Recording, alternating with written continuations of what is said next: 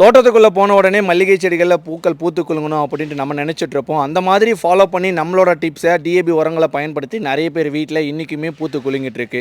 அந்த ஒரு உரத்தை தான் நர்சரியில் செடிகளுக்கு பயன்படுத்தும். எப்போ அப்படின்னா செடிகளை கட் பண்ணி விட்டுட்டு உரங்களை கொடுத்துருவோம். தளிர்கள் வரும்போது சூப்பராக மொட்டுக்கள் பூத்து குலுங்கும்.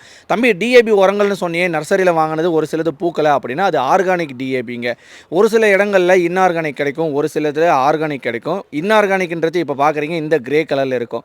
ஆர்கானிக் டிஏபின்றது இந்த மாதிரி இருக்காது. ரிசல்ட்ன்றது கம்மியாக இருக்கும். கரெக்டான கடையிலையா கரெக்டான ஃபெர்டிலைசராக பார்த்து பயன்படுத்தினா மட்டும்தான் உங்களோட தோட்டத்தில் மல்லிகை பூக்கள் இந்த மாதிரி பூத்து குலுங்கும். ஒரு பாட்டுக்கு எவ்வளோ அளவு கொடுக்கணும் அப்படின்ட்டு நீங்கள் நினைப்பீங்க. குறைஞ்சபட்சம் இவ்வளோ அளவு கொடுத்தா போதும். ஒரு 1/2 டீஸ்பூன் அளவுக்கு செடிகளோட பாட்டு ஓரத்தில் போட்டு தண்ணி ஊற்றி விடணும். ஊற்றி விட்டால் 15 நாட்களில் உங்களோட செடிகளில் ஒரு சூப்பரான மொட்டுக்களை வந்து பார்க்க முடியும். இந்த வீடியோ பதிவை சேவ் பண்ணி வச்சுங்க. எவ்வளோ பேருக்கு ஷேர் பண்ண முடியுமோ ஷேர் பண்ணிவிடுங்க. இன்ஆர்கானிக் டிஏபி வேணும் அப்படின்னா ஸ்க்ரீனில் தெரிகிற இந்த நம்பருக்கு வாட்ஸ்அப் பண்ணி மல்லிகை செடிகளுக்கான